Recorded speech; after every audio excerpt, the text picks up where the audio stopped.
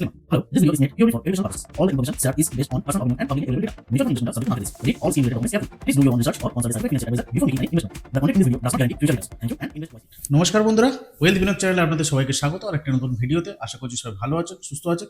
আজকে চলে এসেছি খুব একটি গুরুত্বপূর্ণ এবং একটা ইম্পর্টেন্ট একটা ভিডিও নিয়ে।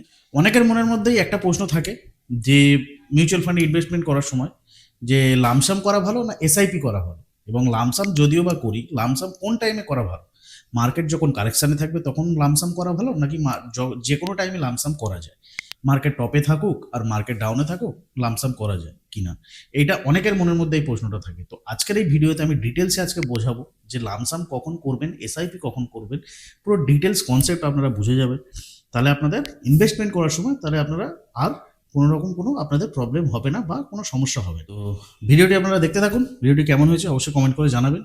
আর কোনো রকম প্রশ্ন যদি আপনাদের মনের মধ্যে থাকে তাহলে অবশ্যই কমেন্টে প্রশ্ন করবেন। আর ভিডিওটি যদি আপনাদের সত্যি ভালো লেগে থাকে অবশ্যই একটা লাইক করবেন, কমেন্ট করবেন আর প্রচুর শেয়ার করবেন বন্ধু বান্ধবদের সাথে। আর চ্যানেলটিতে যদি আপনারা নতুন এসে থাকেন চ্যানেলটিকে অবশ্যই সাবস্ক্রাইব করে বেল আইকনটিতে ক্লিক করে দেবেন। আপনি কি একেবারে 50,000, 1 লাখ বা তার থেকেও বেশি টাকা মিউচুয়াল ফান্ডে লামসামে দিতে চান, কিন্তু ভয় পাচ্ছেন যে কি হবে যদি ভুল সময় লামসামে দিই, মার্কেট পড়ে গেলে কি হবে, এটা হয়তো আপনারা ভাবছেন। এসআইপি কি সেফ, লামসাম কি রিস্কি, আপনাদের মনের মধ্যে এই প্রশ্নগুলো থাকে। তো আজকের এই ভিডিওতে আমরা খুব সহজ ভাষায় জেনে নেব যে এসআইপি ভার্সেস লামসাম কার কি সুবিধা আছে, ভুল সময়ে লামসাম দিলে আসলে কি ক্ষতি হয়, কোন বাজারে লামসাম দেবেন, কোন বাজারে নয়। ঠিক আছে, রিয়েল ডেটা দিয়ে দেখাবো মার্কেট টাইমিংয়ের প্রবলেম, লং টার্ম ইনভেস্টর হলে কোন স্ট্র্যাটেজি ফলো করবেন। ঠিক আছে, সঙ্গে থাকুন, কারণ এই তথ্যগুলো আপনাকে ভবিষ্যতে বড় লস থেকে বাঁচাতে সাহায্য করবে। ঠিক আছে, তো চলুন তাহলে ভিডিওটি শুরু করা যাক।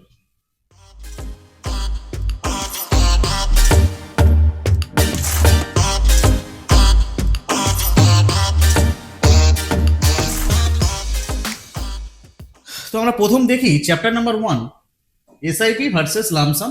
সিম্পল একটা এক্সপ্লেনেশন একটু দেখেন। এসআইপি মানে অনেকেই জানেন বা লামসাম মানে জানেন, তবুও আমি একটু হালকা করে একটু বলে রাখি। এসআইপি মানে কি? সিস্টেমেটিক ইনভেস্টমেন্ট প্ল্যান, যেটা কিনা প্রতি মাসে একটা ফিক্সড অ্যামাউন্ট ইনভেস্ট করা হয়।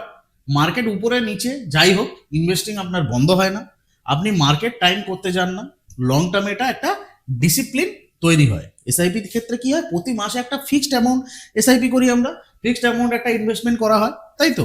500 হোক, 1000 হোক, 2000 হোক, আমরা সবাই জানি এটা। মার্কেটের উপরে নিচে যাই হোক, ইনভেস্টিং এখানে বন্ধ হয় না। এখানে এসআইপি মার্কেট চলাকালীনও করা যায়, এই মার্কেট মানে আপনার হচ্ছে ডাউনে থাকলেও করা যায়, আবার মার্কেট আপে থাকলেও আবার করা যায়। তো লং টার্মে এটা একটা ডিসিপ্লিন একটা তৈরি করে, ইনভেস্টমেন্ট হ্যাবিট যেটা তৈরি হয়, আমি যেটা বারবার বলি। আর লামসাম ইনভেস্টমেন্ট কি? লামসাম ইনভেস্টমেন্ট হলো একেবারে বড় অঙ্কে টাকা বিনিয়োগ করা, যেমন হচ্ছে 50,000, 1 লাখ বা 5 লাখ টাকা। এখানে ইনভেস্টমেন্টের সাকসেস অনেকটাই নির্ভর করে কিসের উপর বলুন তো? মার্কেট পজিশনের উপর। লামসাম ইনভেস্টমেন্ট মানে আপনার হচ্ছে সাকসেস অনেকটাই আছে মার্কেট পজিশনের উপর ডিপেন্ড করে ইনভেস্টমেন্টের সাকসেস। ক্লিয়ার? চ্যাপ্টার নাম্বার 2 আমরা দেখব ভুল সময়ে লামসাম দিলে আসলে সমস্যাটা কি হয়। যদি আপনি ভুল সময়ে লামসাম করেন তো তাহলে সমস্যা কি হতে পারে। Problem number 1, market timing risk.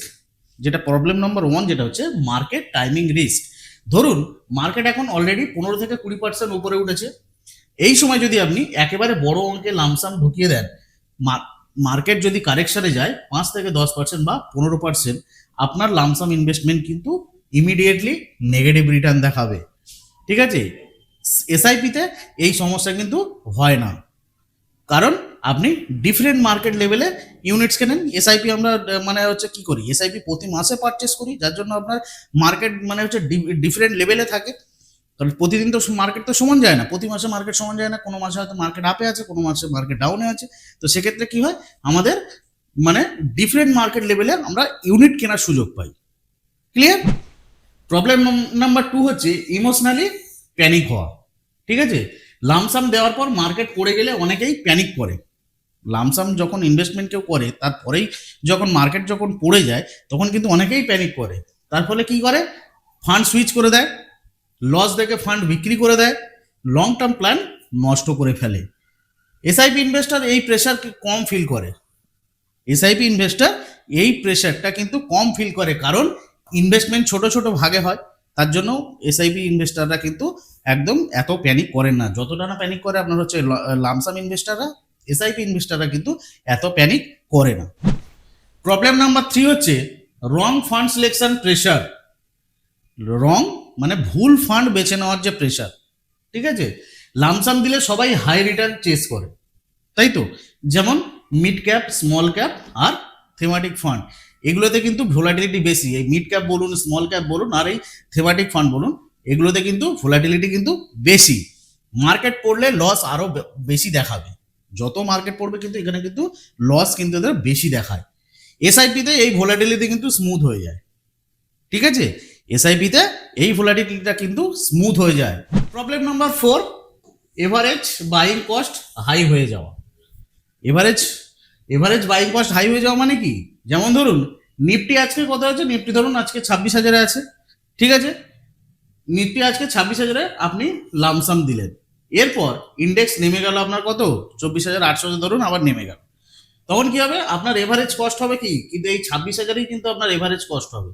আপনার কিন্তু 24,800 কিন্তু আপনার এভারেজ কস্ট হবে না, আপনার এভারেজ কস্ট হবে এই 26,000, যেহেতু আপনি 26,000 ইনভেস্টমেন্ট করেছেন।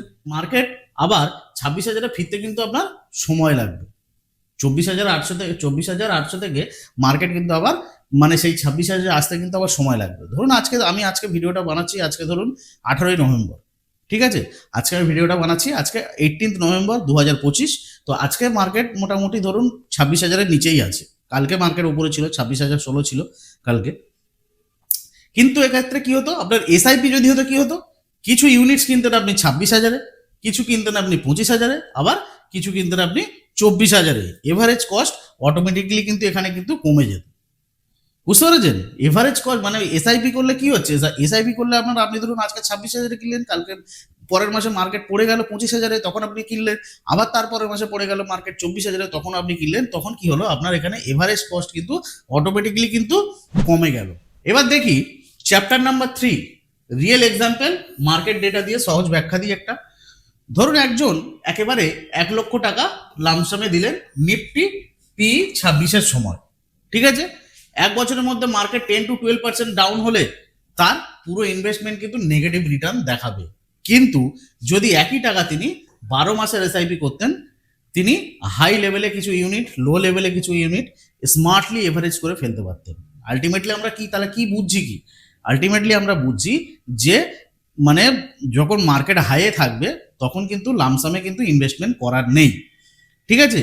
লামসামে ইনভেস্টমেন্ট করতে গেলে মার্কেট যখন কারেকশনে যাবে, মার্কেট যখন ডাউনে থাকবে, তখন লামসামের ইনভেস্টমেন্ট তখন ঠিক আছে। আর যদি কিনা আপনি যদি লং টার্মের জন্য যদি আপনি ইনভেস্টমেন্ট করেন, ধরুন আপনি 7 বছর, 10 বছর, 15 বছরের জন্য যদি আপনি ইনভেস্টমেন্ট করেন, তাহলে লামসাম ইনভেস্টমেন্ট কিন্তু ঠিক আছে, কোনো অসুবিধা নেই। আপনি 26,000-এও আপনি ইনভেস্টমেন্ট করতে পারেন, কোনো প্রবলেম নেই। কারণ কি বলুন তো, আজকে মানে মোটামুটি 26,000 যদি আপনার ধরুন নিফটি আছে বা 86,000 আপনার সেন্সেক্স আছে, আপনার আগামী দিনে 8 থেকে 10 বছর বা 15 বছরে এই 86,000-ই কিন্তু 1.5 লাখে পৌঁছে যাবে সেন্সেক্স, ঠিক আছে। তো যদি আপনি লং টার্ম ইনভেস্টর হন, তাহলে আপনি যে কোনো টপে গিয়ে আপনি কিনতে পারেন, কোনো অসুবিধা নেই। আপনার মানে যে গোলটা, সেই গোলটা যদি আপনার লং টার্ম হয়, ঠিক আছে।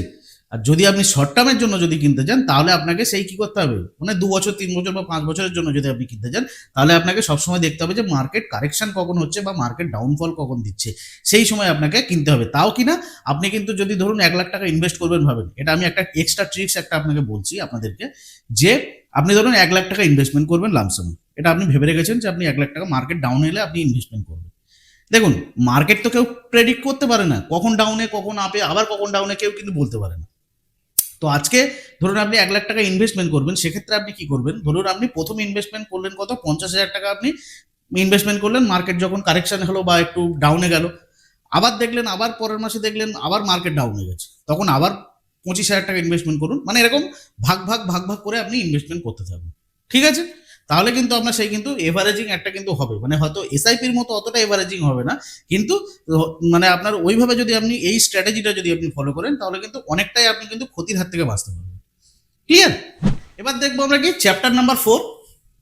তাহলে লামসাম কি অলওয়েজ ব্যাড, তাহলে কি লামসাম কি সবসময়ের জন্য খারাপ?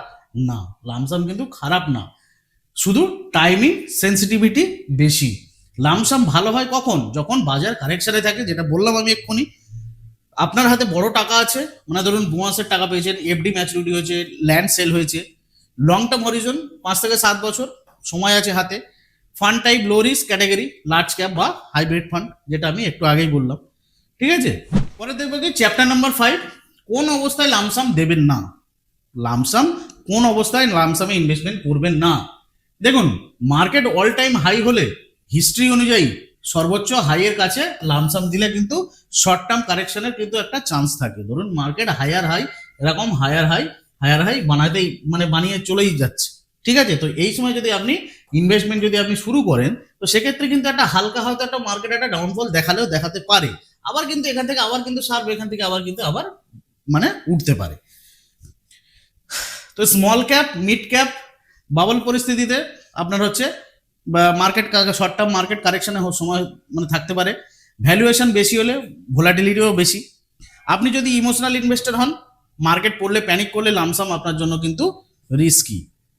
মানে এখানে কি বোঝাতে চাইছে যে যদি আপনি হিস্ট্রি অনুযায়ী সর্বোচ্চ হাইয়ের কাছে লামসাম দিলে শর্ট টার্ম কারেকশনের চান্স থাকে, যেমন হচ্ছে কি স্মল ক্যাপ মিড ক্যাপের হচ্ছে বাবল পরিস্থিতি, ভ্যালুয়েশন বেশি হলে ভোলাটিলিটি বেশি, আমরা সবাই জানি। ঠিক আছে, যে কোনো ফান্ডের যদি ভ্যালুয়েশন বেশি হয়, তো সেক্ষেত্রে কিন্তু তার ভোলাটিলিটিও বেশি হয়। আপনি যদি ইমোশনাল ইনভেস্টর হন, তাহলে আপনি কি হবে, মার্কেট পড়লে প্যানিক করলে লামসাম আপনার জন্য কিন্তু risky.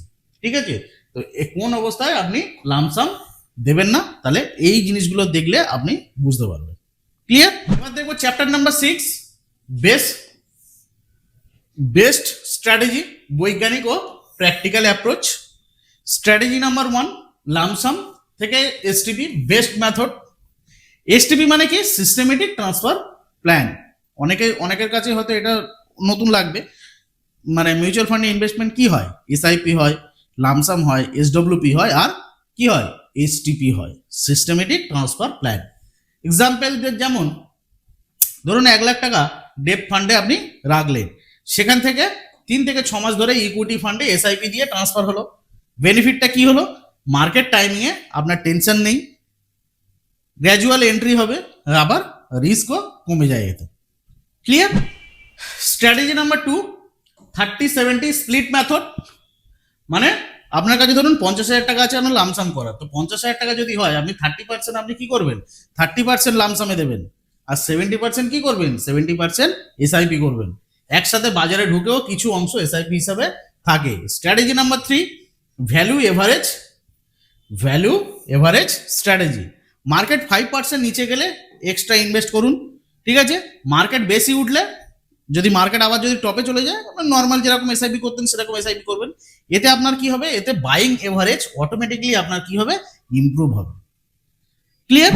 Chapter number 7, for beginners সেরা সিদ্ধান্ত তাহলে কি হবে? যারা নতুন ইনভেস্টর বা বিগিনার ইনভেস্টর যারা, তাদের জন্য সেরা সিদ্ধান্ত তাহলে কি হবে? সেরা সিদ্ধান্ত এটাই হবে, আপনার যদি কনসিস্টেন্ট ইনকাম থাকে তাহলে এসআইপি হচ্ছে আপনার বেস্ট। ঠিক আছে, আপনার যদি ওয়ান টাইম বড় অঙ্কের টাকা থাকে তাহলে লামসাম প্লাস এসটিপি হচ্ছে আপনার জন্য বেস্ট। আপনি যদি মার্কেট টাইমিং করতে না চান, তাহলে SIP is the safest discipline. মার্কেটকে যদি আপনি টাইমিং যদি না করতে চান, তাহলে কিন্তু আপনার জন্য এসআইপি হলো বেস্ট। আপনি যদি লং টার্ম 5 থেকে 10 বছর প্লাস ইনভেস্টর হন, তাহলে আপনার জন্য কি হবে? তাহলে আপনার জন্য এসআইপিও বেস্ট, লামসামও বেস্ট। ঠিক আছে, সবসময় বলি মিউচুয়াল ফান্ডে ইনভেস্টমেন্ট হচ্ছে কি বলুন তো, লং টার্মের জন্য। সেটা লং টার্মের জন্য আপনি এসআইপিতে ইনভেস্টমেন্ট করুন আর লামসাম ইনভেস্টমেন্ট করুন, দুটোই হচ্ছে বেস্ট। বুঝতে পেরেছেন? এবার দেখবো chapter number 8, why SIP wins emotional. দেখুন, এসআইপি আপনাকে মার্কেটের ফেয়ার থেকে বাঁচায়। এক, আপনি পারফেক্ট টাইমের পিছনে আপনি এখানে দৌড়ান না এসআইপিতে। আপনার ইনভেস্টমেন্ট কি? ইনভেস্টমেন্ট হ্যাবিট যেটা আছে সেটা কিন্তু স্ট্রং হয় এসআইপিতে। স্মল অ্যামাউন্ট হয়, আপনার প্যানিক কম হয়, কারণ এসআইপিতে স্মল অ্যামাউন্ট 500 টাকা থেকে শুরু করা যায়, কেউ 2000 করে, কেউ 5000 করে। এখানে তো সেই একসাথে আপনার 1 লাখ 2 লাখ 5 লাখ তো ইনভেস্টমেন্ট করতে হচ্ছে না। ঠিক আছে, তারপরে কি হয়? রুপি কস্ট এভারেজিং অটোমেটিকলি আপনার ওয়ার্ক করে এখানে। এসআইপিতে আমরা সবসময় জানি যে রুপি কস্ট এভারেজিং এখানে কিন্তু ভালোভাবে কাজ করে। তাহলে ভিডিওর শেষে আপনাদেরকে একটাই কথা বলবো, লামসাম আপনার কিন্তু শত্রু না, মার্কেট টাইমিং আপনার হচ্ছে শত্রু। লামসাম ইনভেস্টমেন্ট আপনার শত্রু না, আপনার শত্রুকে আপনি যদি মার্কেটকে টাইমিং করতে যান, মার্কেট টাইমিং হচ্ছে আপনার শত্রু। আপনি যদি সঠিক স্ট্র্যাটেজি যদি আপনি ফলো করেন, মানে লামসাম ইকুয়াল টু ভালো রিটার্ন দিতে পারে, ঠিক আছে। এসআইপি আপনার ইনভেস্টমেন্ট জার্নি স্মুথ করে দেয়। সবচেয়ে গুরুত্বপূর্ণ হলো শর্ট টার্ম মুভমেন্ট দেখে সিদ্ধান্ত না নেওয়া, যে আজকে মার্কেট আপে গেল মানে আপেই যাবে তার কোনো মানে নেই, আবার আজকে যে ডাউনে যাচ্ছে মার্কেট মানে কালকেও ডাউনে যাবে তার কোনো মানে নেই। তো শর্ট টার্ম ডিসিশন কিন্তু সবসময় কিন্তু নেবেন না, বুঝতে পেরেছেন? তো এই ছিল আজকের লামসাম ভার্সেস এসআইপি ইনভেস্টমেন্ট, এবং লামসাম মানে কখন করবেন বা কখন করবেন না সেই নিয়ে ভিডিও। তো কমেন্ট করে জানাবেন তাহলে ভিডিওটি কেমন হয়েছে। আর সত্যি যদি ভিডিওটি আপনাদের ভালো লেগে থাকে অবশ্যই একটা লাইক করবেন, কমেন্ট করবেন, আর প্রচুর শেয়ার করবেন বন্ধু বান্ধবদের মধ্যে। আর চ্যানেলটিতে যদি আপনারা নতুন এসে থাকেন চ্যানেলটিকে অবশ্যই সাবস্ক্রাইব করে বেল আইকনটিতে ক্লিক করে দেবেন এরকমই গুরুত্বপূর্ণ এবং হেল্পফুল ভিডিও আমাদের চ্যানেলে পাওয়ার জন্য। তো দেখা হচ্ছে তাহলে এরকমই কোনো একটা পরবর্তী হেল্পফুল ভিডিওতে। সবাই ভালো থাকবেন, সুস্থ থাকবেন, নমস্কার।